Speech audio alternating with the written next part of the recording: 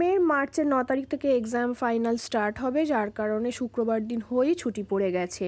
কিন্তু মেয়ের জন্য টিফিন না বানাতে হয়। বরের তো এখন অভ্যেস করে দিয়েছি, যার কারণে ও নাও বলে না। আর যাকে ও হয়তো ভাবছে ওদের ওখানে অফিস থেকে ক্যান্টিনটা অনেকটা দূরে যেতে হয়। আর এই গরমে সত্যিই খুব কষ্ট। গরমটা পড়া তো শুরুই হয়ে গেছে, আর আমার বর তো প্রচণ্ড ঘামে। মানে শীতকালেও কিছু ঝাল খাবার দিলে তার মাথা থেকে কান থেকে জল গড়ায় ঘামের।